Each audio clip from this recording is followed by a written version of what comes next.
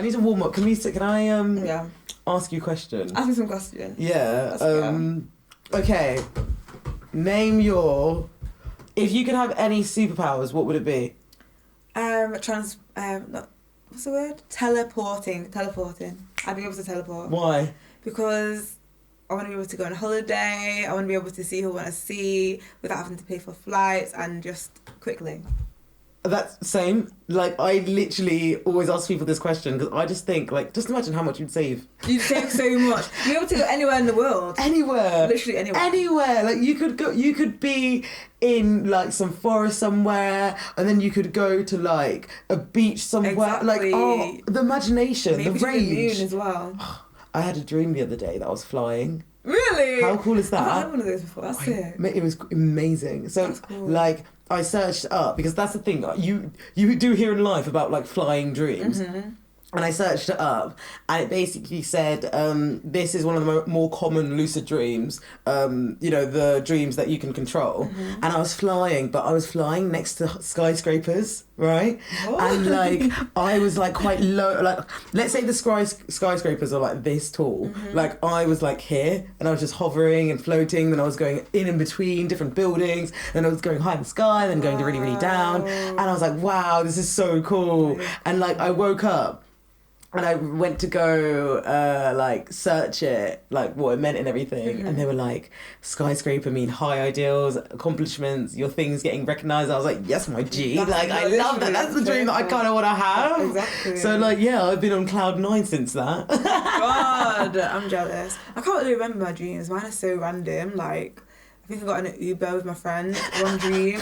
And then this Uber driver was, like, driving us, like, through people's gardens to get us somewhere. That was like 2 nights ago. I need to get you home. Yeah, like I don't know what shortcut. I actually don't know what that means, but I'm intrigued. We have to like search it up. Yeah, we need to. Significance of an Uber driver driving fast. Yeah, no, definitely. Yeah. No, I'm intrigued. We should probably get into the episode, shouldn't we? Let's get into it.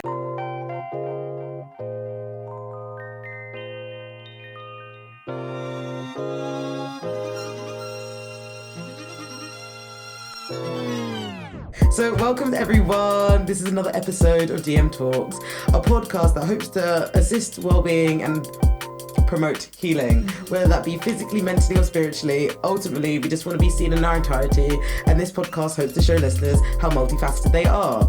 We all want to be seen at the centre of our universe, so why don't we do more to better our own existence? I like that. That's so nice. Yeah, it's just a soft little message, isn't it? It's like, hey guys. Hello everyone, I am really, really happy today. Good. I'm excited. We've got an episode for y'all. We've got an episode. This episode is linked to my anti-racism work series. And today I've invited a guest who encaptures bold, who encaptures creativity, who captures... all the things. Like, honestly, I don't know what. Everything that I see you do it so well. So, like, you are multifaceted by default, you know?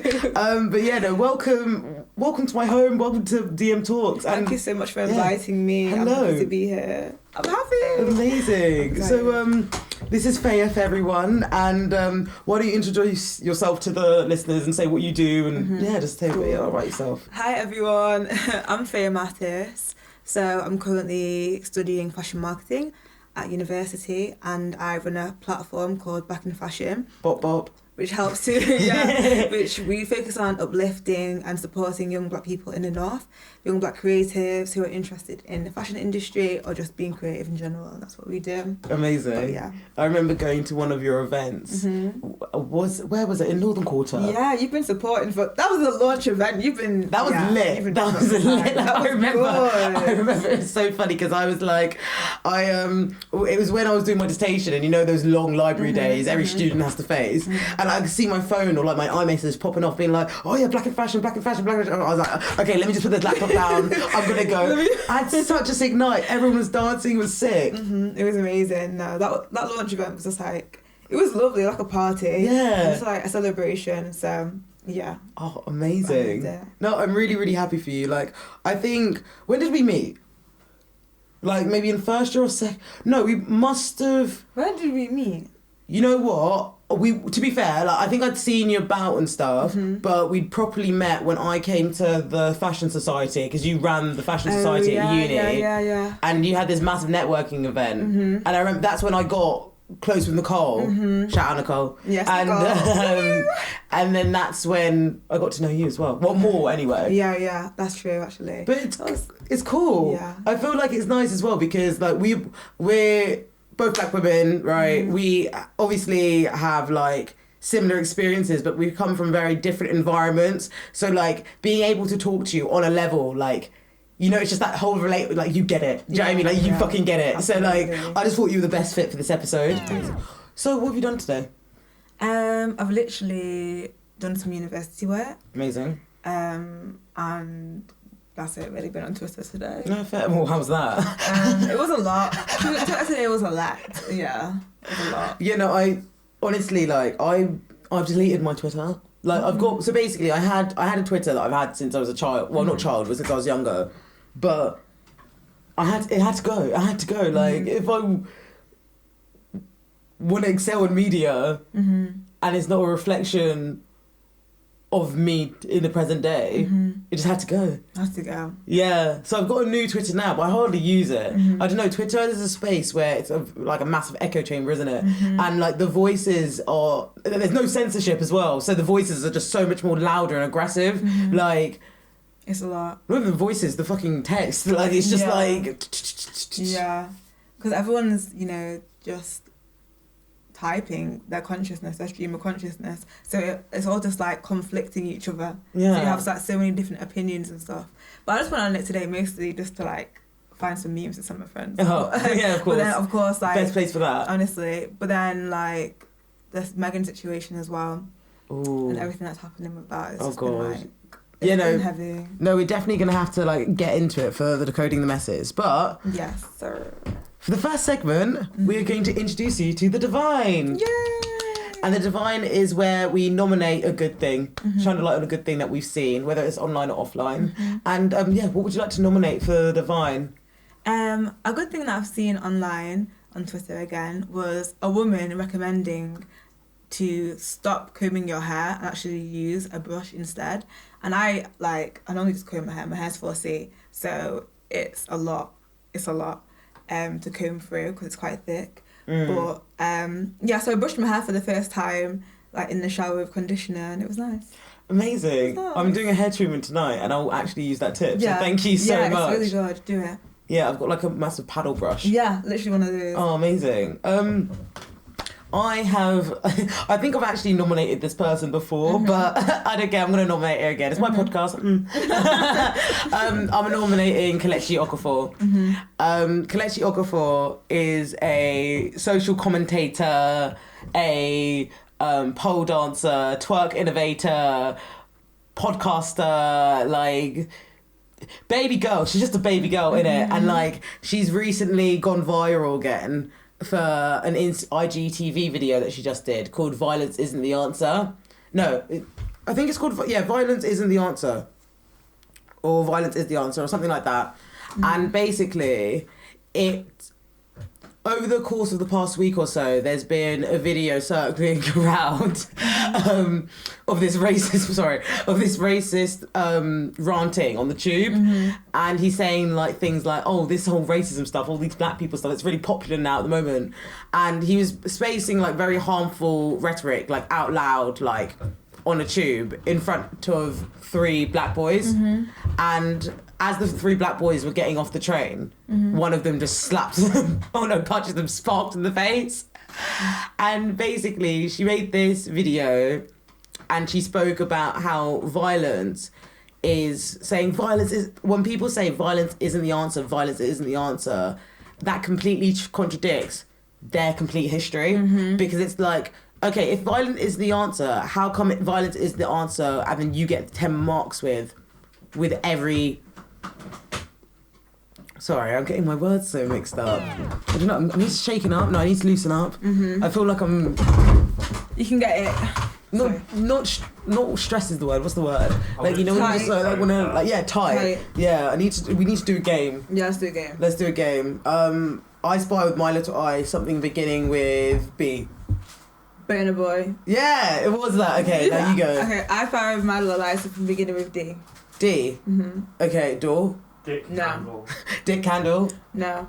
I just remembered listeners are gonna be like, what the fuck? What kind of candles do you have? D. Okay. Ooh.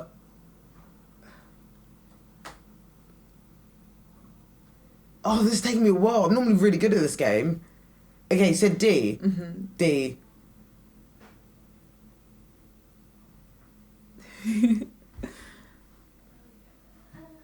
I have no idea. Donut. Oh yeah, that is. I was looking at that and I was like, I could see you looking at it. Yeah, I was like, what? Maybe I forgot the name of it. You're like, no. No, like I just couldn't get confused. Oh, well, let me take you back to the divine. So yeah, I wanted to nominate Kelechi because she made this IGTV video the other day saying violence isn't the answer, and it basically just explored this narrative that's consistently projected onto the black community. Oh, something bad happens, violence isn't the answer. Oh, you need to protest, but violence isn't the answer. Do you know what I mean? Do you know what I mean? All of this just over-policing of how black people should react, you know?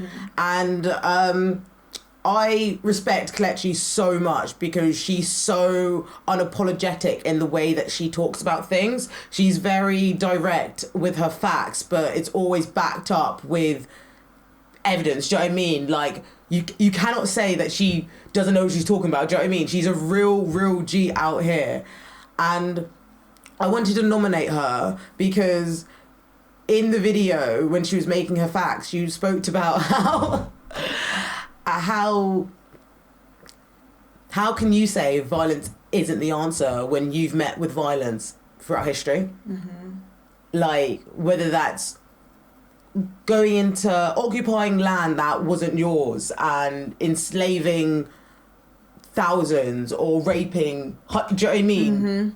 All the atrocities of the past were met with violence, and then you're confused when violence meets you. She, like, at the end of the day, it's also, don't encourage, you don't want to incite violence, but then also, if you're producing a hateful rhetoric, why are you shocked when it happens to you? I don't understand it. How does it make you feel? No, tell us. How does it make me feel?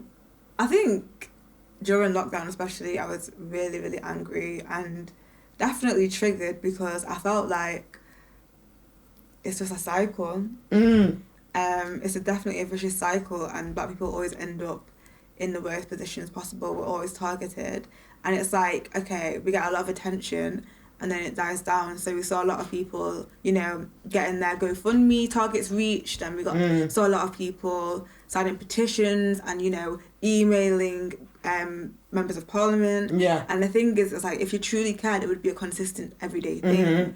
And it's not necessarily what I believe. I don't think it's black people's battle to fight. Like, we didn't create racism. Exactly. It's as simple as that. Yeah, so why should we be the ones that have to make the positions and always bringing it up? It should be something that white people should be fighting against, actively trying to abolish.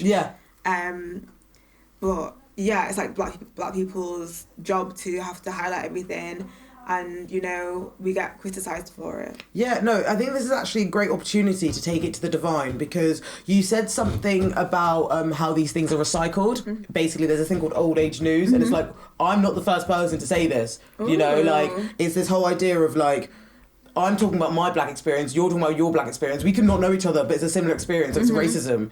It's old age news. But then forget about our experiences. Let's read a book. Let's just read a book. That's their experience, and that's old age news. It's news that's been recycling again. This is why I'm frustrated, because I'm repeating myself. Yeah.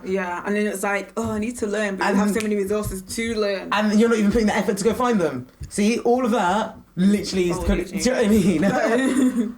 But no, I think this is a great moment to take it to Cody the Messes, because you've actually said something that reminds me of my frustration, and I think it's a frustration that a lot of people can relate to. So, yeah, you said that we're recycling. It's like it's being recycled. And that is so true. And that's sort of this idea of old age news, because discrimination happens, but we are not the only ones to have faced discrimination. We can find confirmation in talking to each other, so we because our shared experience confirms the story, but also we can read about it. Like, I can read about something that happened to someone like me. Maybe they were treated harshly because of the historical context that we're placed in, but they have also experienced the same things. But I can go read that. And that's happened. That's old. That's literally news that is old. However, now I know this news, and now people from generation and generation are repeating this news. And now you're shocked when I'm frustrated or tired. If I had to say things, say the same thing 10 times, but not just 10 times, because we've literally been saying it since fucking slavery. Yeah. Yeah. And then you get people being shocked. Like, I always say how I'm not the first black person to talk about race. You're not the first white person to learn about race. So why is your sensitivity higher than learning about this thing? Get out your feelings. Get out your feelings. Because you don't want to be in my feelings. But I think that also, No! it relates back to accountability as well. Taking accountability means you can no longer be ignorant, and people would rather not know and not have to deal with that stuff, because it's like a lifetime of work. Yeah. Do you know what I mean? That is true. That is a lifetime work, but then also... Yeah, the lady. If you don't want to be racist, then do the work. Exactly, you have to. And that's the thing. I think when I was thinking about Kelechi's IGTV, and thinking about my own experiences of racism, there's this idea that's projected onto the black community of being overly forgiving for things that we are dealt with. At the end of the day, number one, we didn't make race up, so it's not our problem to fix. But number two, it's the fact that why is it that your empathy is extended to others and not me, and therefore you think I need to be more forgiving? You think I need to compensate for the fact that you don't see me? Because you could stand up for me, but you're choosing not to.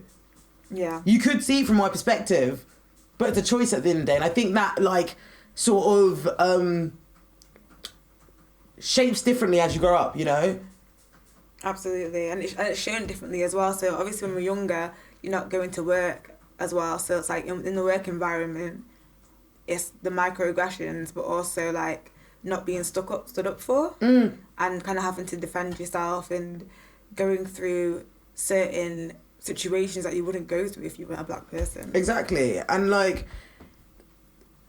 I want to go back again to that thing that you just said, but people around you, white silence is violence. So if you choose to be silent, that is still a choice. But let me take it back to Kelechi, because I just love her so much. No, I'm joking, I'm obsessed. But I found it really interesting, because I think one of the reasons why I like her the most as people online and whatnot is because she's so raw and honest. And I love how she talks about her growth as well, because especially when it comes to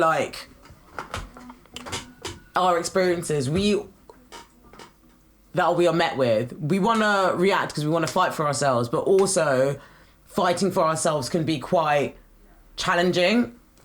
And I love how she just always says constantly, I'm a baby girl. Do not put your projections onto me, because that suggests that I'm still subservient for you. I actually got something that she posted online today. I'm just going to see if I can find it. Oh yeah, here it is. So she quoted the Instagram video, right? And then she made this post, and it said, "To say I'm overwhelmed is an understatement. I'm someone who rarely shows it. If if something has gotten to me. It's only those closest to me and my therapist who truly know what I think about certain things. Anything I put on my socials or the podcast is less than maybe 20% of me. That being said, right before I posted the Chat Shit Get Banged video, I had a therapy session where I said, I've got this video I made after my run and I don't know if I should post it because it will be like, here we go again with the angry black woman shit. My therapist asked me if what was in that video is true to who I am. So my therapist asked me if what was in that video is true to who I am. I said yes. And she said, well, why censor yourself? It doesn't matter who doesn't like it. It's your truth and have a right to live it. And so after my session, I posted this video on Insta and Twitter. Initially it was quiet. And then out of nowhere, people started sharing and quoting what I said. So it's like got 750k views on Twitter. Mm-hmm. And I was really affirmed by the fact that she spoke so clearly and eloquently on this matter, because I think for so long now we've worried about how we can talk about race, that we didn't talk about race. Mm-hmm. But you've got Kelechi out here unapologetic, like, you're gonna hear what I have to say. Mm-hmm. You know, and that has given us so much more confidence to cut ties with people who don't respect that communication. Mm-hmm. But also it, like, well, it's just affirming, isn't it? Yeah, I agree. Chat shit get banged. Yeah, I agree. I think as well, when black people are speaking about race, and I guess the term like eloquent as well is often used, but I think we should just listen to all voices. So not everyone's going to be able to express themselves like Kelechi. I definitely know that I can't. But like, I think the fact that, you know, she did it so well and made it more palatable for people to listen to in terms of like, do you know what I mean? It's accessible. It's accessible. It's accessible. And everyone can relate who's like, yeah. Exactly, but that's why I love her as well, because it's like, I think sometimes we get intimidated by environments or language, so it sort of distances ourselves from, like, I don't know if it's communicating, but like sort of putting ourselves forward, you know? And I think like, I'm trying to like get the words to explain this.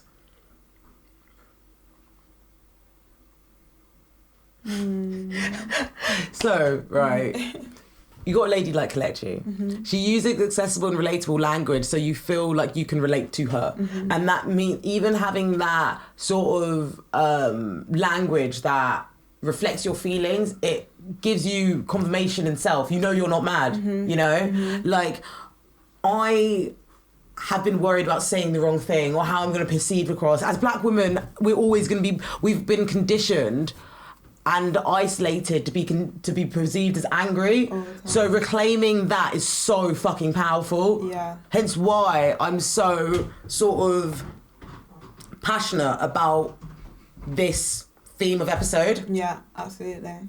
You've been conditioned just to stay quiet as well. Exactly. And just to tolerate bullshit. But I literally know hardly any black women that tolerate bullshit as well. But I think in seeing that, you can grow confidence as well. Because you know you're going to be supported. Like, the people who support me the most are black women, definitely. Like, friendships, family-wise, it's black women. And I think that's who you can rely on at the end of the day, are other black women. Black women have saved me. Yeah, they've saved me. They've saved me countless times. Yeah. Multiple times, from different walkways from life, whether that's my peer or whether that's my auntie. Mm-hmm. Like... Mm-hmm.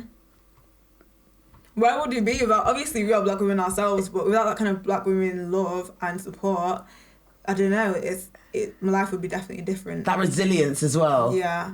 Resilience, but also sensitivity. Yeah. And like, just softness. I think resilience can be, and like strengths are used as like stereotypes in a way. Actually, completely true. Like, you know what I mean? We're not even necessarily, it's not like we're not that either, but I think people use that and try to say that that's what we are, but we're so much more. No, but that's the thing. No, you're so right. Like, it's that whole idea of saying to someone that they're a strong, independent black woman, and it's like, oh, you're strong. So, but by saying that I'm strong, you're saying that you won't help me, or exactly. you won't. And so you can handle more. You can handle more. You're good on your own. You know. So I think again, it's that whole idea of like being thoughtful with your language, and that's what Kelechi is. Like, she's a G. Another reason why I respect her is because she's just about it. Like, you can't give her that smoke and not expect it back, and that's what was made clear in that video, and that was what was made clear in the video who punched the racist. Because for so long now,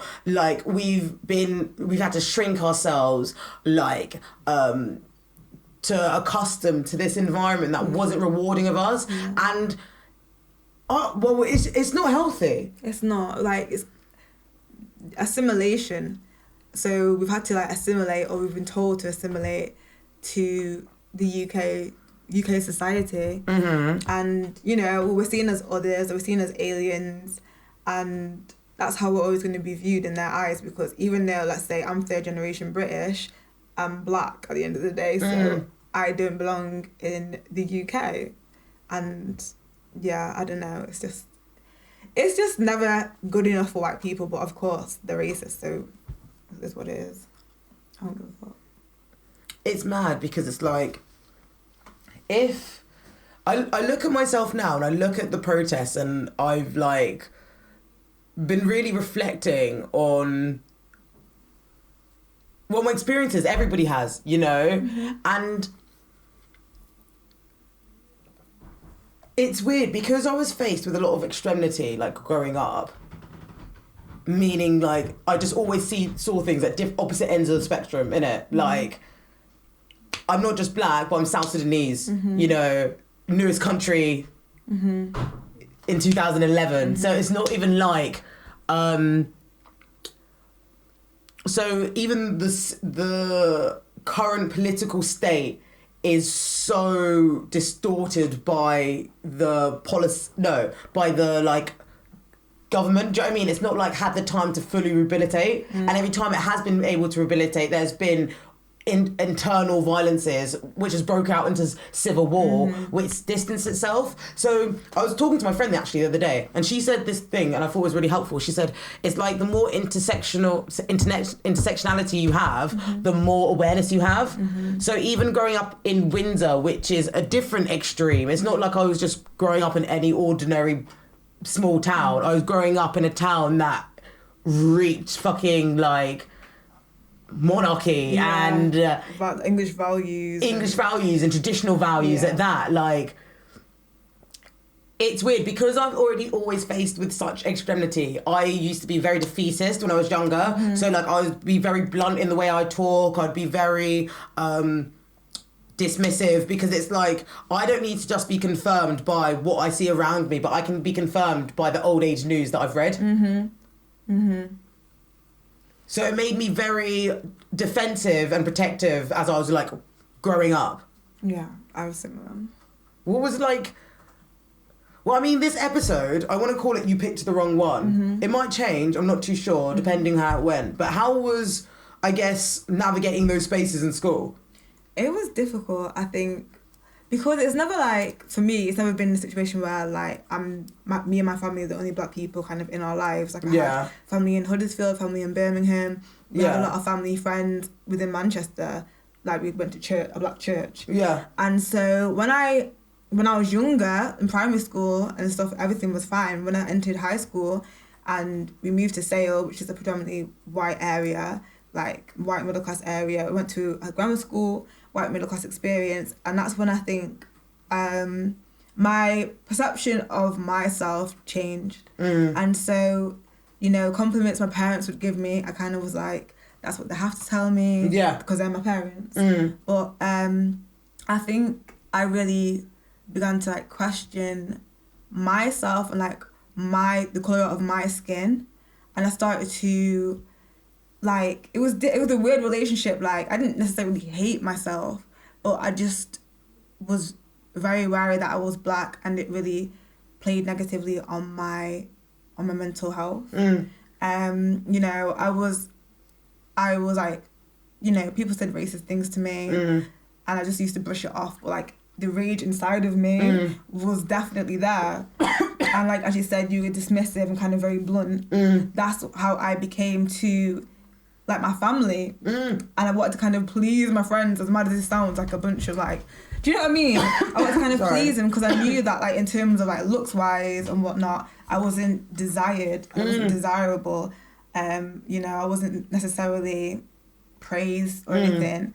And it was just weird. Like I didn't think I was pretty. It's mad that you say at that age as well, because in psychology there's actually studies to show that between 16 to 21 our values and motives are governed by peers, and how that affects with rejection, how that affects with risk taking, and there's multiple studies to say it.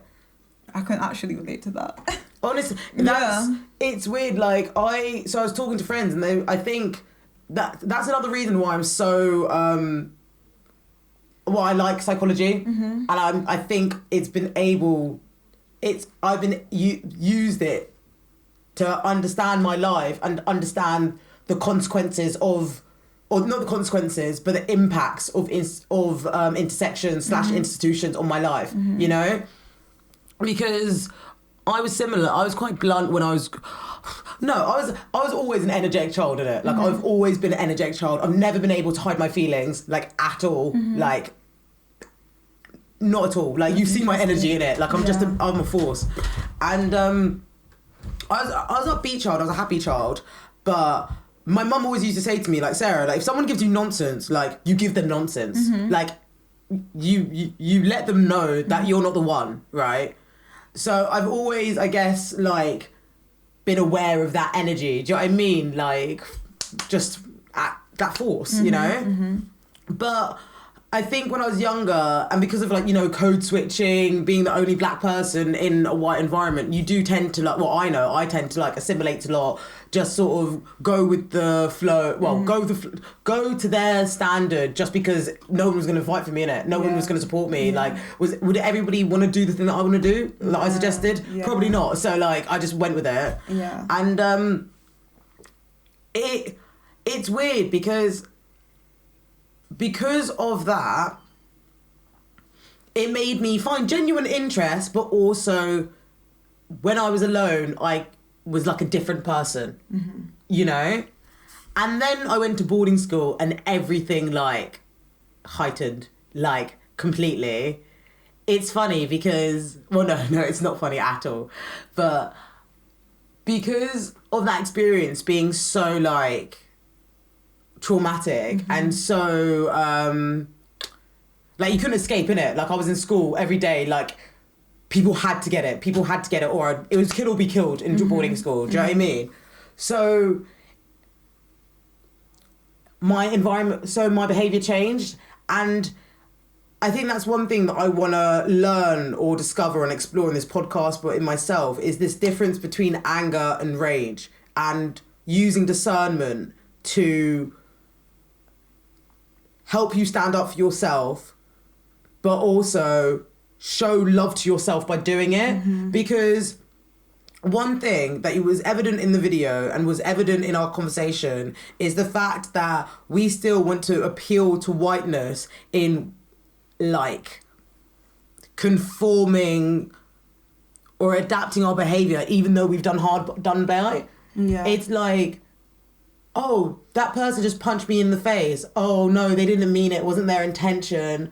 Let them, you know, they didn't mean it. It's fine. But you've been doing it for so long to multiple people around the fucking world. And it's like they kind of just don't want us to react, but they want us to sit there and take it. And I think as well, like during my teenage years, probably with yours too, there are things that you just let slide. But when we begin to grow and educate ourselves, like I had to just begin to educate myself, because I was like, I need to make sense of what the fuck is going on. Exactly. Like, especially as black women, like we always tend to educate ourselves without asking questions. I just literally went on Twitter, started researching, and like got books and started just reading, because I needed to understand like, why was life like this for me? Obviously my parents helped me, but I still like, I just like to find out stuff myself. Of course. I feel like need that inner clarity. Exactly. I've got my point. But Don't worry, I'll come back to you. It'll come back to me. I'll come back to you. But yeah. One thing you said actually. Oh wait, no, have I lost your point? Oh damn! Point. I was like thinking about a lot, and I'm Okay, so I've decided in the Decoding the Messes, I want to also write out tell you guys the definition of white fragility. I mean, I know you know it, but like for listeners who may not know, you know. So, white definition. Sorry, I was reading on Google. So, white fragility definition, okay? It says here, discomfort and defensiveness on a part of a white person when confronted by information about racial inequality and racial injustice. Okay, right. So, I thought I'd just give you the definition for anybody who may not be aware of the word. But white fragility is something that will resurface in education, racial education. That's inevitable, right? But it's how you use your white fragility or how your fragility manifests that I have a problem with, right? Personally for me, I don't know, but like I find white fragility very triggering because it's like, again, I'm not the first black person to talk about race. You're not the first white person to learn about race. So why is your sensitivity heightened in this conversation? Because you could see it as a conversation. You know, you could see it as restorative justice. You could see it as an opportunity to be a teachable moment. But you met me with tears. You met me with, oh, no, but I didn't mean it like that. No. And personally, like, it's something that's triggered me, but because I know I find it quite triggering, I need to learn, or I need to, well, just deal with that in my own private home. Do you know what I mean? Deal with that on my own time. I wouldn't project that feeling onto others because it's not my fucking responsibility. Yet, it's afforded to black people because of this, because of the whole idea of like talking to white people about race, but white people not realising that they're not the first white person to learn about race. It even frustrates me more. So it's quite like a triggering concept because it still dismisses an involvement to a wider picture, you know? It suggests that you are more, your sensitivity, your identity, yourself is more powerful, is more stronger, is more elevated than this white group that I'm talking about. How does white fragility make you feel? Frustrated. So white fragility can like obviously take different forms. For me, it's white tears, as you said, as you mentioned, and specifically with like, I've dealt with it with mostly white women. I don't really think, not really white men, definitely mostly white women, and just, you know, being kind of like demonized or vilified, or somebody's kind of just like, Feya doesn't like me, or this by like white women. Well, you know when you just don't do anything wrong. Nothing wrong. And it's kind of more so about them wanting to possess me, is what I've realised. And let's say it's in response to me not responding to a text message fast enough, or me not giving the answer that they wanted to hear. That is kind of you wanting to possess how I react to you. Or like control, how I react to you. It's like... Everything you said was straight facts. Everything you said was the truth. Literally. And that's manipulation. It's mad that you sort of... I won't go completely into it because I'm literally keeping a whole episode just for my experiences with white women. Yeah. I'm just keeping an episode with it. Yeah. Because it's been that fucking mad. That'd be interesting. So... I spoke about this in my in a talk once, and essentially you've got white fragility, right, which is a concept, but also you have women as people, but also as socially constructed as well. So you have a white woman who is possessing angelic qualities. So they might be the angel in the house, which is linked to Victorian period, where they're like nurturing and sort of softer and like sort of domesticated and etc. And that's sort of like a economic sort of position that they are in, or like a cultural position they're in. However, because they resemble more delicate and softer qualities, they are going to be their feelings are going to be validated more because they aligned more with the angel in the house narrative, right? You have someone who looks like me, who is the complete opposite to a black woman, so immediately I am now seen as a conflict. I could even be seen as a threat because it's like, oh, this white woman who's so delicate and so pure, we need to protect this purity. We need to protect this angelic nature. And because a black woman does not fit that category at all, because the world wasn't made for black women, they see me as a threat. Honestly, as soon as a white woman says, hey, Sarah doesn't like me, I know where the situation's going. Or, oh no, she has a problem with me, like, I don't like her. And I'm just like, I haven't even fucking, do you know what I mean? Me there with fucking, like, book in one hand, notes, pen in the other, just writing. Honey, I really don't care about you. You have no involvement in my life. And I think that's part of the problem for them, is that they want to be cared about, or that they're so used to being nurtured to, or being an idealistic woman. So they're disrupted when someone doesn't get entertain it. Exactly. And it's so odd to me, in like white womanism, it's odd to me because, you know, they still obviously are subject to patriarchy. Like, they still obviously, the men are still misogynistic towards them. Exactly. But the thing is that they'll always choose their race over their womanhood.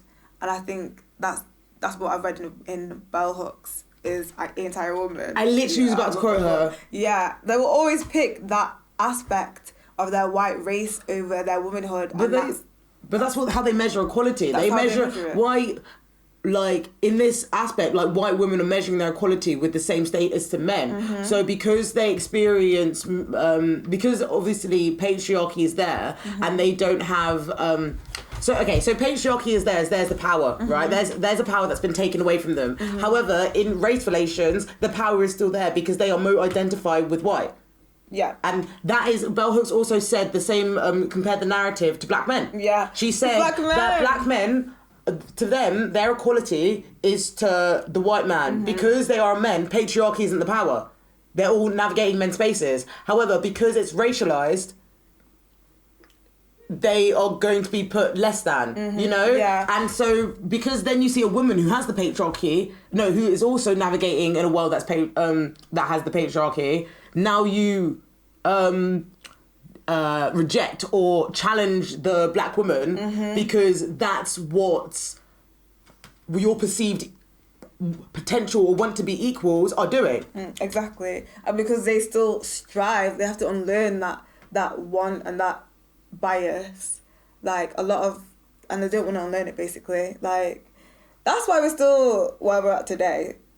I think white women need to do a lot more, and I feel like even in the friendships and just how like they view their black women friends, they need to just do a lot more in unlearning, because you still hold them up to a stereotype and you put them on a pedestal. And, like, black women are not protected at all when they fall. And it's just like... Yeah, no, actually, you were going to talk about... so we see how black women aren't affected in day-to-day lives. And I will speak about sort of social circles at the moment. But do you want to tell us a bit about Megan Thee Stallion? Oh, yeah. So, Megan Thee Stallion's situation... I just know a little bit about it. I don't know the full details. But... just her being unprotected on the internet and situations, a lot of black men were kind of attacking her and standing up for Tory, who literally shot her in the back of both of her feet. If anyone doesn't know, Megan Thee Stallion is a I hope you know her. She's sick in it. Yeah, she's an amazing rapper. She's so likeable and she's so cool and she does her like cute makeup and she like she's just a G out here. And she basically got shot after after an after party. No, after on the way home, I think they went from somewhere. I think Kylie's house, something like that. And she got shot in the back of her feet by Tory Lanez, who's like a well-known singer from Toronto. And I think it was after an argument. She got out of the car, was walking away, and he shot her. And like, she was put in hospital. And the whole incident following that is that the police came basically and they were mistreating her. They saw that she was bleeding and still made her like walk and put her hands up and just kind of delayed their response. And during that whole entire time, she never told anybody that it was Tory that shot her, even though we kind of guessed that it was him. But to protect him, she didn't want him to get hurt by the police. Yeah. So. Because then again, look at a black woman protecting a black man. Because there's no other community that will do it. Not even say that. There's no other community that will do it as much as black women. Never. Never. It's weird because it's like it must be obviously conditioned into us, and only when these kind of situations happen do we realise how fucked up it is. Like our allegiance towards black men is not reciprocated and it's not mutual. It's, probably a part of patriarchy as well. But then there's also kind of a love there, like that I even have myself for black men. So much love and protection. So much love and you want to protect them and you want to love them, but then after so many times, you have to protect yourself. We see the light in black men that the world doesn't. Yeah. Whether that's for our brothers, our friends, our fathers, etc. Like, we see the light in black men. And we see black men, like... In their entirety. Like, I have a brother, uncles, I have my dad, like... I see them not as people paint them out to be on the news. And then they also see us in our entirety. Yeah. So we need to also look at that kind of disconnect as to why they still don't stand up for us the way we do for them. Yeah. And I think a lot also boils down to self-hate. Yeah. They don't know how to navigate that. Because the thing is, obviously, we're all healing from our wounds. Like, they might not be as, I don't know, present in the forefront in others than other people. But there is something about being like stood up for loudly and being loved loudly, and this whole sort of like, I've got you, but like, with conviction, like, and you're not asking for much. Like, I'm just asking you to do what you do for other people that you respect, because that's what I do for you. But I think it just boils down again to they don't respect us. But why is it? I'm like, for me, like, I know it's society, but you can also go against what that's telling you. Yeah. So I think it's also then looking at men and how fragile they are, like, in their masculinity, that they would literally rather shoot a black woman than do the right thing. Yeah. And that's what is fucked up. Because even when you look at I don't know the exact statistics, but black women are most likely to be killed by a black man. And it's most likely to be someone that they know. Most likely to be raped by someone that they know who will probably be like a black man. Like, I need to get the statistics, I'll send them to you after, but like, it's just fucking disgusting. Because we're not actually protected by them, we're actually being hurt and brutalised and abused by them. And I think they need to fix up. What else can we do as black women rather than always telling them to do stuff? Like, it has to come from within. Exactly, because the thing is, it's like, another thing that Kelechi mentioned was like, people say end racism, say no, show racism the red card. Okay, but who's this red card to? Like, what is the action after that? So end racism, okay, what policies and what actions have we made to end it? Nothing major. And I little think things here and there, petitions. And do you know one thing that I find frustrating as well? It's this whole idea of emotional labour. Yeah. As well. To be fair, I think when you look at racial education and again look at the old age news, you see how emotional labour sort of feeds into the dynamic.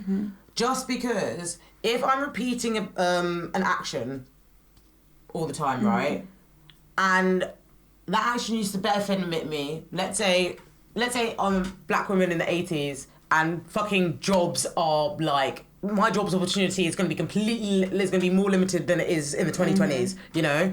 So let's say even that. I might adapt, code switch my behaviour because it is the most constructive for that moment because I know the pressures at the time. However, because of incidents like that, a lot of racists think that, oh, you can teach me. That's okay. No. They want to be I'm not your mule. No. Not at all. No. They want to be taught, and then when you actually say no to that, they then will call you out of your name. They'll say, you just want to, like, you don't want to help me out, you don't want to uplift me, you just want to bring me down. I think, again, relating back to black women, that's what people always expect us to do, to educate people. Constantly, like, I had actually a really weird experience with not just like people thinking that I can educate them, but also people thinking that they have no involvement in what I've experienced. I'm just getting the status up because I literally, like, this is when I was moving like a Facebook mum, like in June, because I was just like, nah, these racists are gonna get. Facebook. Do you know what I mean? These racists are gonna get it today. So on Facebook, I've just been sharing more, as a lot of other people are, in social media because of response to this Black Lives Matter uprising, but. Because of that, it's allowed people to think they have no involvement in situations. I mean this to say, like, if you went to my boarding school and you saw racist things happen, you are involved. Yeah, you're complicit. It's as simple as that. It's as simple as that. But there's this idea that people can spot out racism out there, but not in here. So that's when, you know, when people used to be like, oh, it's only worse in America, blah, blah, blah. You're distracted. You're distracted with the own racism that's on your doorstep. Because you can look at that neighbour, but you can't look at yourself. It's like they don't want to... Again, accountability. People would rather not have to question themselves. You're so built up in your own ego and your own sense of self that you're like, I could not possibly be racist. Exactly. Whilst actually being racist. People are that deluded. Like, why it's so difficult to talk to certain white people about it because they'll always come up with an excuse like, oh, I didn't mean it like that. But do you know what's the funniest thing? It's like, don't you think I've heard that excuse before? Yeah, many times. Do you know what I mean? Like, it's so funny because it's like when racists try and defend themselves to you, they are tiptoeing on language that has already been said because guess what? I'm not the first black person to experience racism. It's when people say, I don't see colour. Okay, so let me tell you 1, 2, 3 and why that's wrong. And it's embarrassing because it's like, you don't need, you can Google that. You type in, I don't see colour on Google, see the responses. And you use that. So how embarrassing, how basic do you have to be without, do you see you're not just regurgitating the same cycle? And everything. But then it's just mad to me because like white people who have claimed to be, you know, read a few books or an ally or educated, use those terms. And I think after reading a few books now, like after following a few Instagram pages during lockdown, people now believe themselves to be an ally, but it's not just about looking at Instagram, you've got to put it into action. Do you know what I mean? It doesn't matter what you share or what you repost, it literally has how you provide action and how does that maintain on a long term. I want long-standing change. Like, don't deal with the symptoms of racism, deal with the causes. Make sure the causes that you created historically, and also deal with the people around you, like properly deal with the people around you. Treat them better than what you're treating them. Because, like, let's say you have your friends or somebody you work with, literally treat them better. That's where it fucking starts. Not just reading stuff on, like, Google. You need to actually treat people around you who are closest to you, if they are black, better. It's that simple. I found my status. Let's see. Okay, so this is when I was moving like a Facebook mum. It says, I'm a dickhead in recovery. I say this because though I know better, so I do better, I can still move mad anytime. If you went to my boarding school and now drowning in white guilt, refrain from messaging me or commenting on my posts. Yes, I want change and want others to learn from the resources I shared, but I'm also not going to clap for a fish swimming. You watched how I got treated and you said nothing. Some of you were even involved in attempting to get me suspended on multiple occasions. To those who actively tried to destroy me, it will never be well with you. To those who want to learn, read and go. You do not need my justification to be woke. No lies. I like that. I because that's the thing, like, I think, okay, so we experience this racism, right? Racism was obviously bad, so I want to fight for myself in this racist action. However, because I'm repeating this racist action, I'm actually performing a behaviour that isn't, like, that I don't want to do. Like, so let's say someone's being racist to me and now I'm going to have to cuss them out. But then because I'm at boarding school, I have to cuss them out in a way that's individual to them. Because I'm not just getting it from this one teacher, I'm getting it from teacher and then this pupil and then that pupil and then this pupil. So when I tell you that I'm disrespectful, if people tell you that I'm disrespectful, believe them. Believe them, because it's like, I've had to watch my tongue, not watch my tongue, fight for my corner, kill to not be killed, but also heal so much and take myself from such toxic environments that were forced upon me because I was darker than a lot of people around me. And that's the truth. It's this whole idea of like, oh, do you know what I get as well? So basically at boarding school, a lot of teachers used to see me as like their Project Negro. They used to like, sort of be like, how do I explain it? They used to be like, oh, Sarah, you're getting so better now that you're here. Like they used to like, essentially at the first, some teachers, when I first met them, they used to think I was a problem child. And then as I was excelling in school, they were like, oh, well done, you're really like taking advantage of what's being done on, like what's being put on you. And I just thought it would be disgusting because it's like, okay, you're saying I'm doing good right now because I got an A in this thing, but 3 days later, 3 days before, when I was getting screamed at by people, where were you to be seen? Yeah. It's disgusting. It's disgusting. Like, another thing that I want to add as well is this relationship with power, emotional intelligence, and race. Because I believe that a lot of racists aren't emotionally intelligent. Completely. And I also believe that when we're met with racism, we might even be surrounded by people that identify as allies or identify as not racist, okay? But they will be like, oh, be the bigger person. Don't rise it to it. Violence isn't the answer. And I just think that's so problematic because it's number one, right? Someone who is white cannot tell me how to deal with my racism. Facts, right? I live in a racialized body, so you do not have the insight to tell me how to feel, tell me how to behave, and tell me how to respond. You might love me and you might care for me, but if you love me and care for me, then you accept me in my entirety and you understand why that reaction happened or that response occurred, right? I also find it extremely problematic when white people suggest, I mean, to be fair, black people and people of colour can do this too, but I'm talking about white people at the moment. But when people encourage you to use an experience for personal development, I find it really, really fucked up. It's like, okay, so this person has been racist to me. Oh, be the bigger person. See how you can move it from it. Let it fuel you. I'm not going to be funny, but racism isn't an opportunity for a creative project. It is something that has been placed upon me that about fucking for centuries of harm to multiple people that look like me. So for you to say, oh, grow through it, you're spiritual bypassing a situation, A, because you're not in a relationalized body, B, because you still want to take power and how to sort of communicate it, because you never know, you might even be fearful of me. Do you know what I mean? You might be even fearful of me, hence why you want to control, you want to police how I'm responding. Don't get me wrong, I'm not out here saying like move mad to every person on the street. Do you have time? No. But you cannot be shocked if I meet you with madness.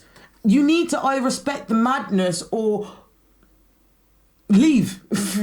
Get out. Like, honestly, like the amount of times when I was in year 10, I would, don't get me wrong, I would call out racism, but it was like, I'd just make people feel very blunt. No, I'd make people feel very awkward about what they said. So, I'll just be like, oh, you do know that's racist. That's embarrassing, isn't it? Like, to say that to the only black person in the room. And I'll just look them straight in the eye in a group of people. So they'd be like, and just stutter. So I'd be like, okay, job done. Like, now I can move to my next fucking lesson. Do you know what I mean? Because it was that common. It was that it was that on a consistent level. But then in year 11, I did not have time. I had my own shit to deal with. Like, again, we're in a sensitive period where we've got, because we're at an impressionable age, we're sensitive to the things that we're receiving. So if we're all going through our internal lives, whether it's puberty or fucking, I don't know why, the Northern just jumped out at me. What the fuck was that?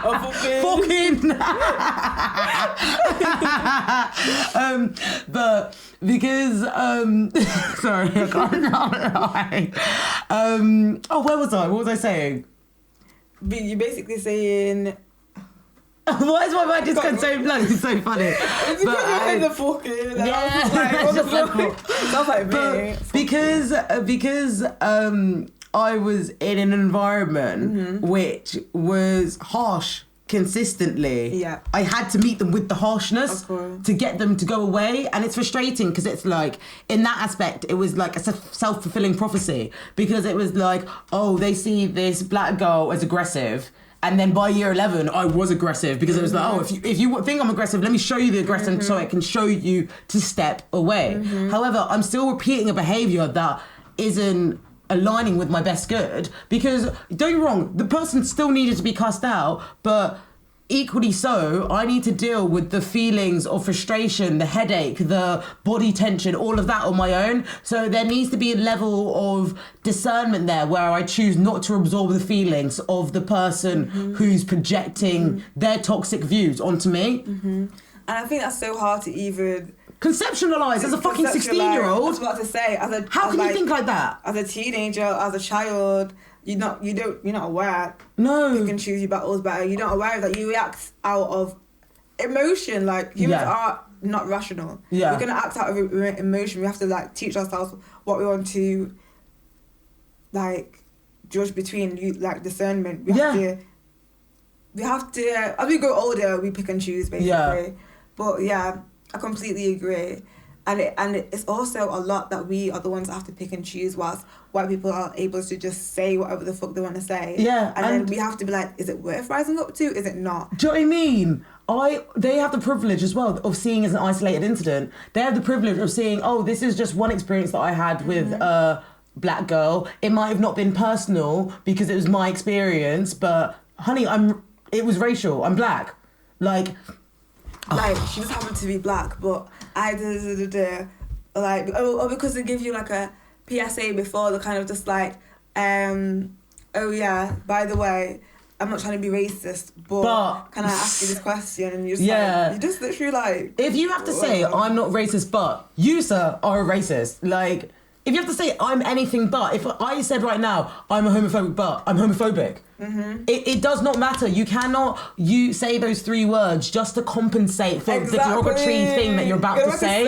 It's fucking mad. Like, it's funny because honestly, like, I love how you say pick and choose your battles, because that is something that I really had to learn as I was growing up. Like, when I was 16, everything was a battle. Like, I know it was savage, honestly. Like, I was scatty. Like, I stopped calling people by their names. Like, it literally was like dumb bitch 1, 2, 3, 4, 5. Like, I didn't care anymore because all that pressure got to me. Because it wasn't okay, so I'm in a school that was intent. No, that I had to achieve, like, do you know what I mean? I'm in a school which you have to, like, fucking, you know, you want to get good grades in school, innit?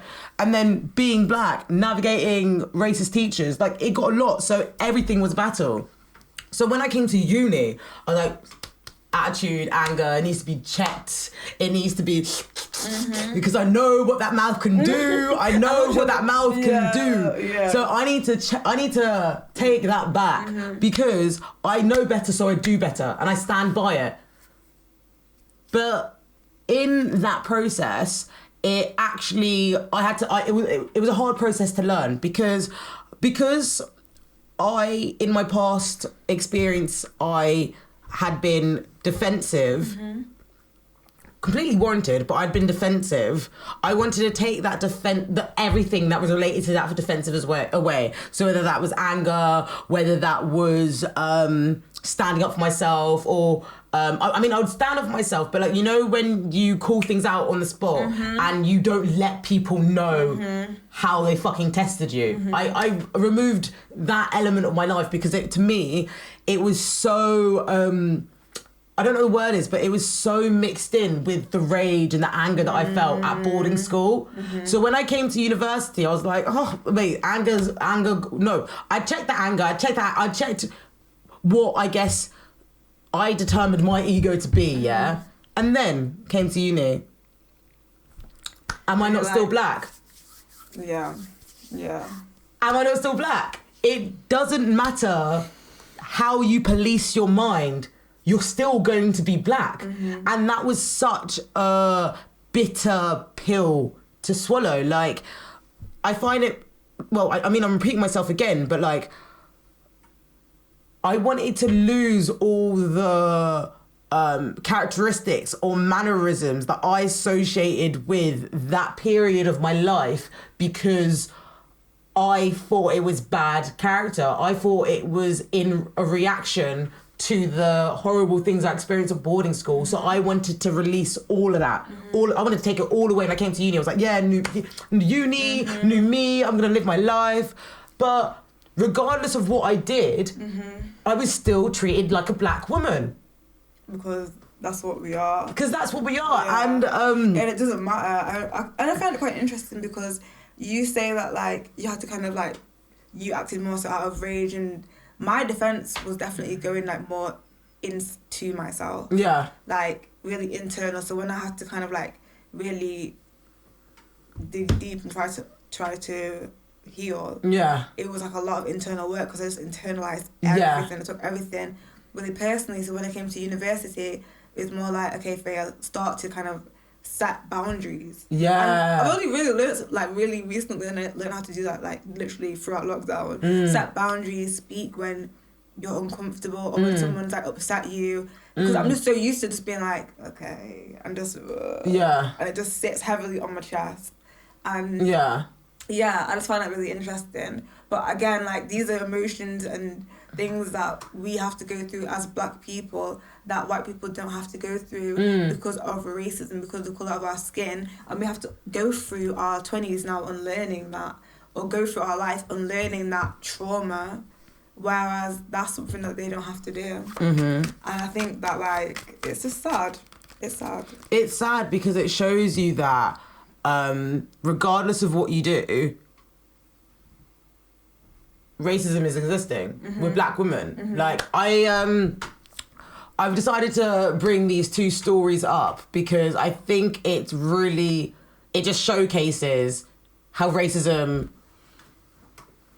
is apparent everywhere, and it's really just up to you and your sense of self and what you choose to determine with it. Like how you choose, but that is your choice and that's intimate to you, and that can be influenced by you talking to people in your circle, finding social support. Yes, I govern that, I advocate for that, but also it needs to come from within. Absolutely. So I want to tell you about two experiences, right? And it happened in the space of a week, right? Oh shit, yeah, you were there. You were there for one of them. Oh my god! Shit, yeah. So, oh my god. Listeners, think about what I said about not wanting to deal... No. being very active in how I defended my racism compared to not in my later years because I wanted to grow. I wanted to change. I wanted to heal or heal in a, I guess, whitewashed way, right? So we went out to the Grilla, right? We went to Grilla. To a black event at Gorilla. We went to a black event at Gorilla last January. Gorilla is an event space in Manchester, and basically it was a group of us. It was like 7 of us, and I was in a part of. We came in different stages, sort of, but like I was at the back a little bit. Anyway, these security guards singled me out. Right. At first, I thought it was because I was drunk, but at the end of the day, like, I'm at a fucking club of everyone's fucking drunk, you know? Again, they singled me out. And I asked them, like, why they were singling me out. And they were making all this language, being really, really aggressive, like, sort of, like, pointing in my face, shouting at me, saying that I'm just being drunk, I'm being a mess. I remember I was with... Oh, I wouldn't really say the names. I was with 2 people, one black and one quite light-skinned, right? And basically, I just say to the security guards, oh, is this, are you doing this because of race? As soon as I said that, they ran away. This white woman came over and was like, oh no, it's not about race, it's not about race. And I was like, so why did they leave? She's like, oh, it's actually because even though the girl that I was with isn't white, but because they were white passing, they were like, oh no, it's because your white friend said bullshit. I remember that. And in that moment, I was one of multiple black people that have been denied entry going to a club. Like, you can look on Twitter, Google, anywhere. And in that moment, I was like, shit, this is, I'm experiencing this. And it's mad because I've always been the darkest out of my black friends. So I've always noticed how I'll get more vim than the people that I'm around. But I didn't realise that it would be that bait. So that happened. So that's example 1. Example 2. So 5 days later, I have this girl who doesn't like me, pat me on the head. She pat me on the head. And I didn't at first wanted to share this because I guess I was a bit embarrassed. I was a bit like frustrated. I was hurt and frustrated, but I was embarrassed because I am confident sticking up for myself. I am very, very comfortable, if anything, cocky. With vouching for myself. So in that moment, I responded and I didn't react, right? But I bring these 2 examples together because you see how this one girl has belittled me. These security guards have belittled me in a way that is, you're not allowed in that space and talk down to me. So has this girl.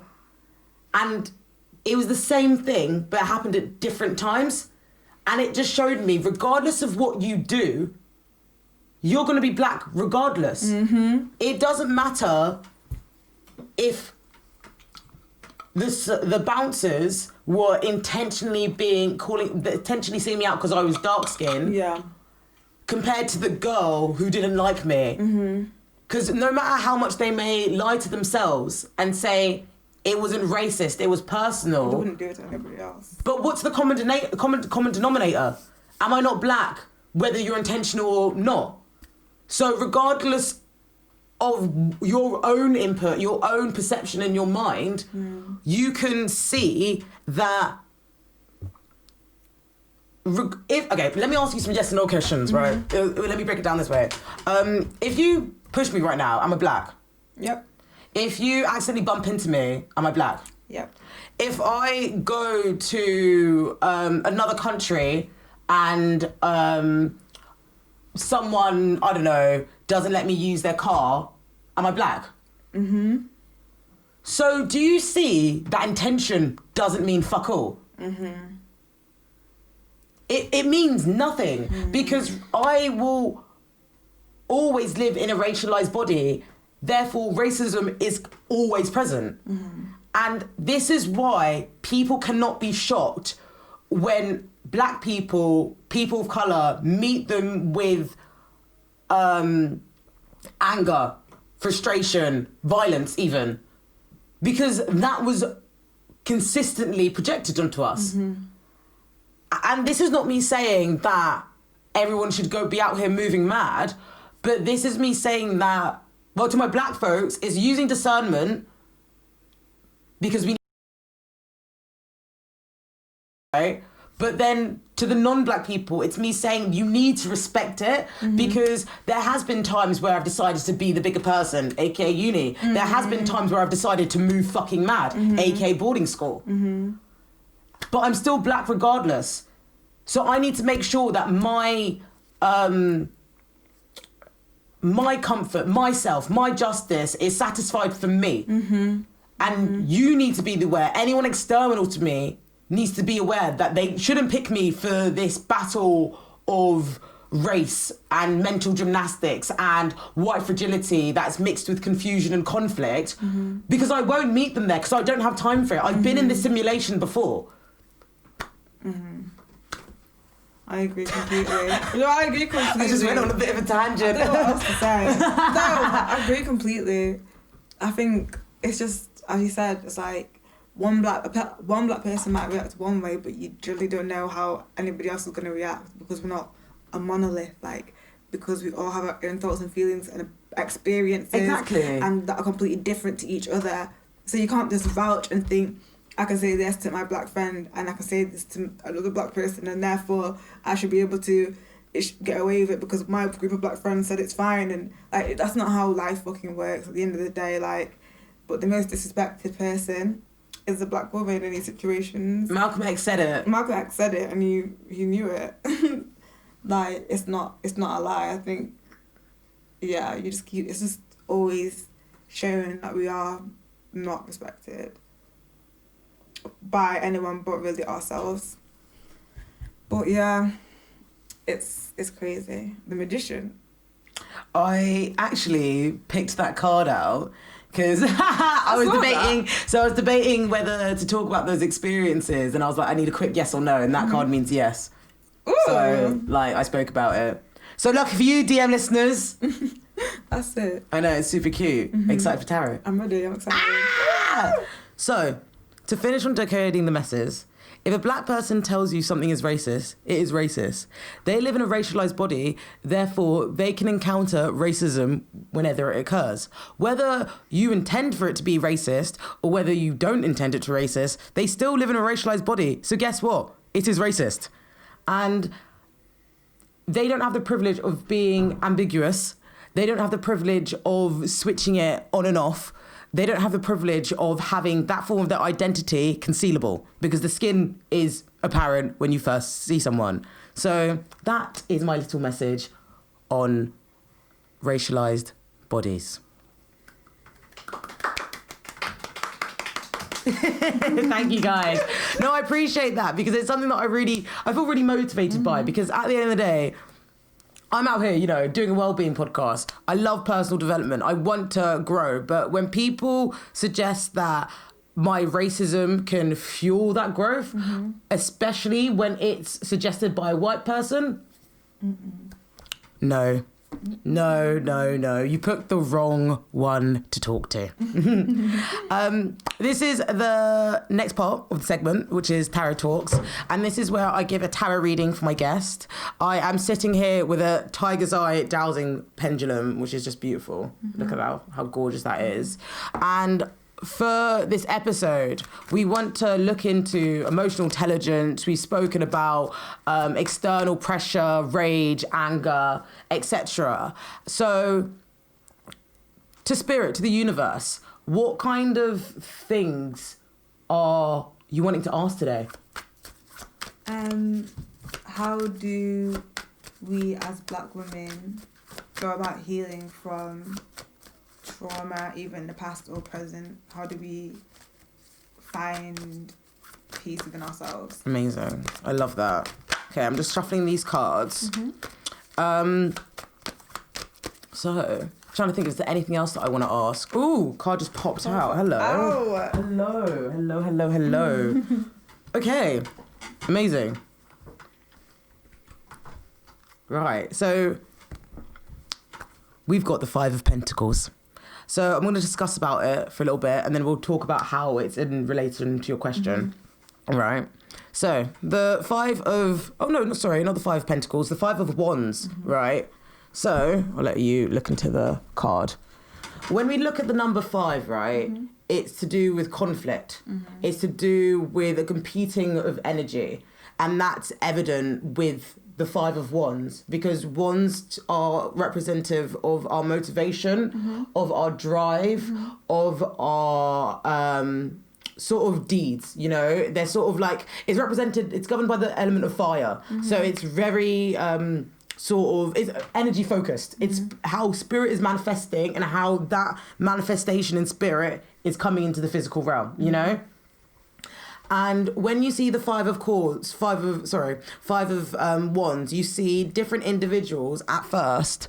They kind of all look like they're fighting. They're swinging their wands about, and the wands can sort of represent, in this image, your different strengths, your different abilities, your different skills, right? So you've got 5 individuals like just walking around, like everybody's sort of like... waving their motivation, waving their deed around, waving their energy. It might come into contact with others, it might complement others, but it's still sort of colliding with different energies, different perspectives, different motivations. Let's say if we saw this is a group image, right? So when there's a multitude of energy that is conflicting, it could be distracting to identifying the common goal. And we see how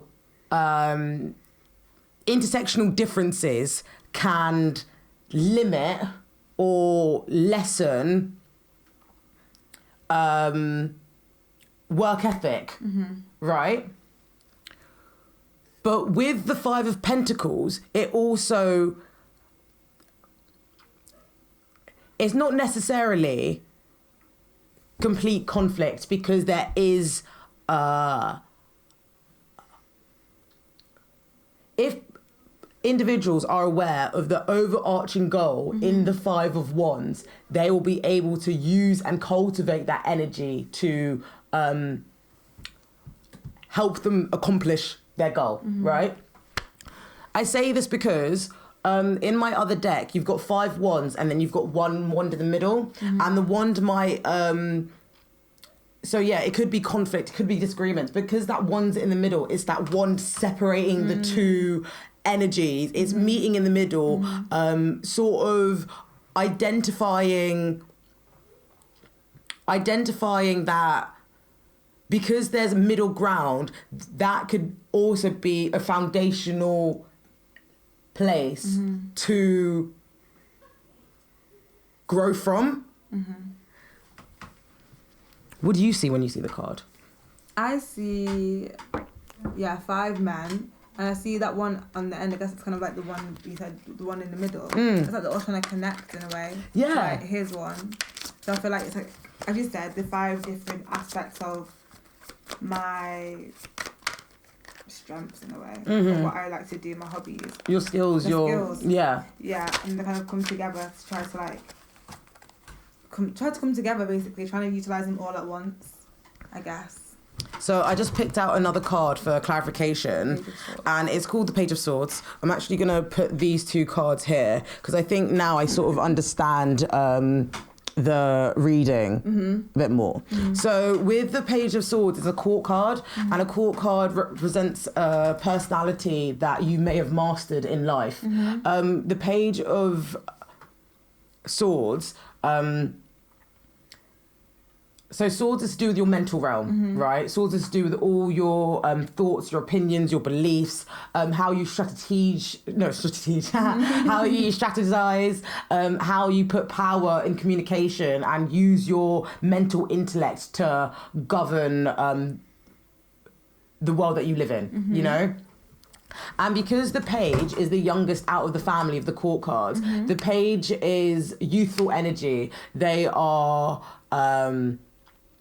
creative. They have new ideas. They are innovative. They are persistent. They are they're sort of like this fresh new perspective that can fresh energy that has so much freedom and has so much like, I don't want to say lack of expertise because that's not true, but they have so much like what's the word? I'm trying to say like they have so much space to think new, to be can see their minds completely fresh start, completely like start again. They, the word's on the tip of my tongue. Blank slate? I don't know. Blank slate. Yes. Is it? So I think maybe so. Innocence. And innocence actually is a great word to describe it. Because of their innocence, they're able to sort of mold their world or mold their like vision to still chase the good things in that vision. So like in this deck, you actually see it as a Lego character. And Lego is supposed to symbol joy and adventure and creativity. So, right. In relation to your question, you asked, how can Black women heal from trauma, past or present? We got the five of wands that represents conflict, but also it has the opportunity to level up from the conflict if they can meet in the middle. But with the Page of Swords, you've got a confidence, clarity, a thoughtfulness, a youthful energy that is eager to learn and share and provide clarity. So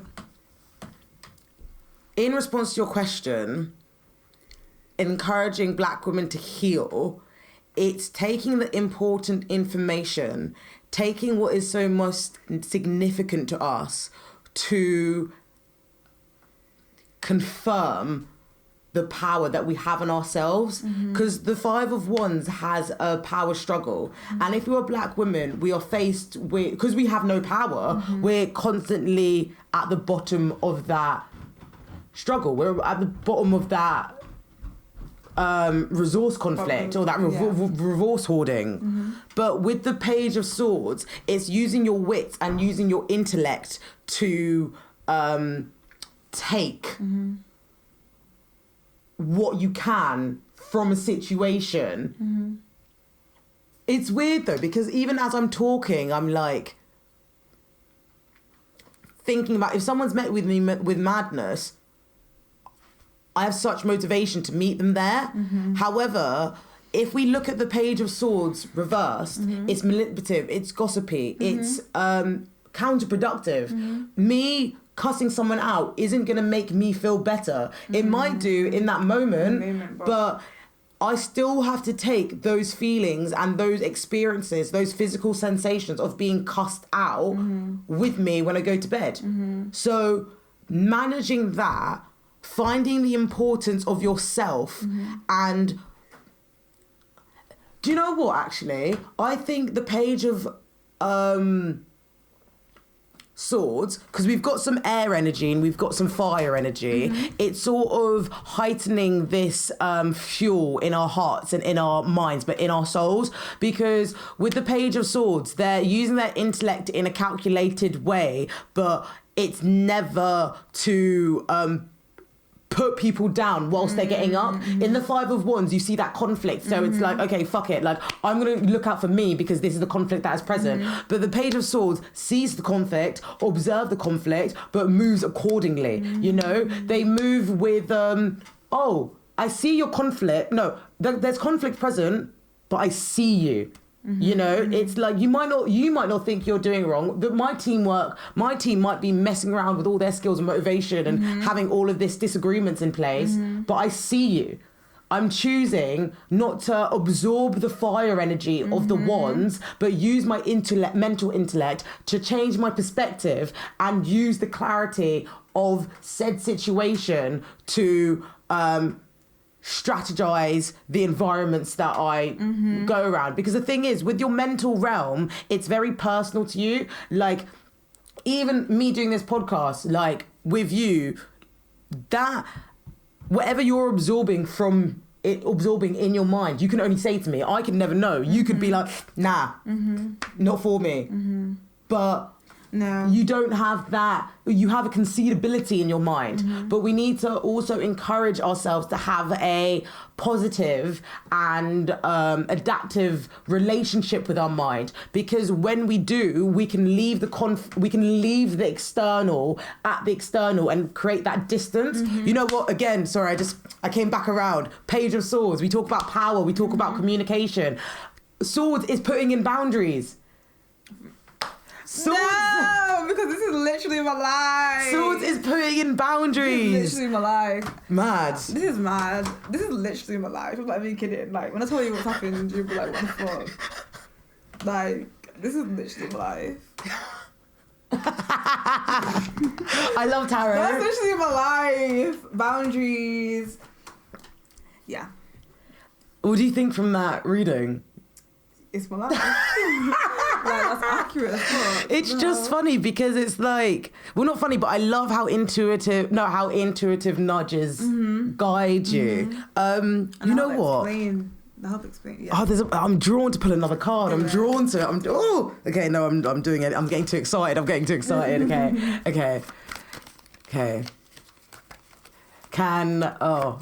I just want some hopeful, like. We've got clarity in this message. Do you know what I mean? Clarity. What can we take next? What can we take next? That's what I want to know. I want you to. I'm going for it.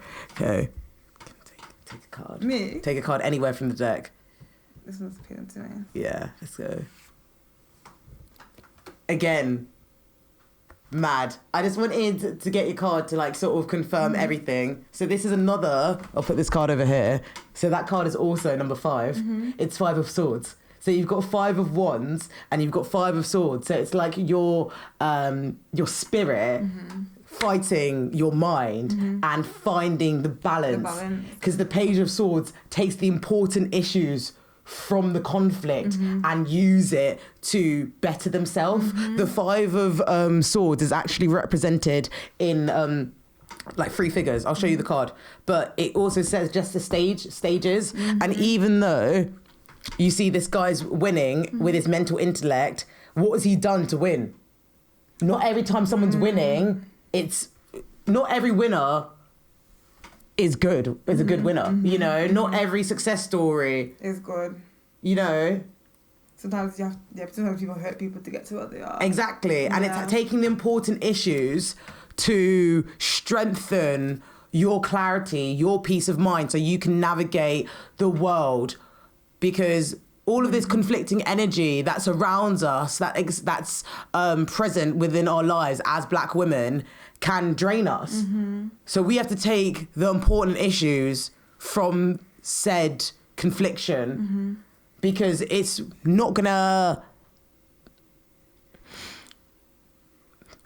Only we will know how it will strengthen us, and that encourages you to live your life by your own metric. I think that's the tarot reading, because every Black woman's experience is different. I can tell you to heal right now, but then I could be Megan Thee Stallion and got shot. You know, everyone's Black woman's healing's experience is different. So it's taking the important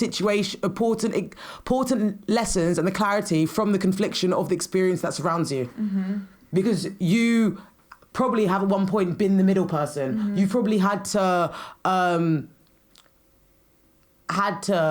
not shrink yourself, because that's not the right word, but like you've had to met yourself in the middle and compromise. Think of the pros and cons. Think of the strengths and weaknesses to how you would react. However, that regardless of how you react, you might not even still come the winner, because you might have done shady things to get there, but also you might have had shady things done to you. Yeah. Because it's like, you could identify with this person in the card, but you could identify with the person at the bottom. So what stage are you at? Me? In your mind? In my mind, I feel like I've been the people in the back. Yeah. I feel like right now, like regarding the Page of Swords, being able to take the positives from that interaction. Yeah. And kind of not let it truly affect my spirit and my personality, don't let it change me, but carry on, move forward. That's literally what I'm doing at the moment. Amazing. Oh, abundance. Then it's also helped me as well, because it's like, yeah, you're doing the right. Yay. Oh, I'm so happy. I'm so happy that this reading resonated with you. That honestly makes me so gassed. Well, that just takes us to the last segment of our podcast, and that is the direct message. And the direct message is a little take-home message for listeners. What would you like to leave listeners on, Feya?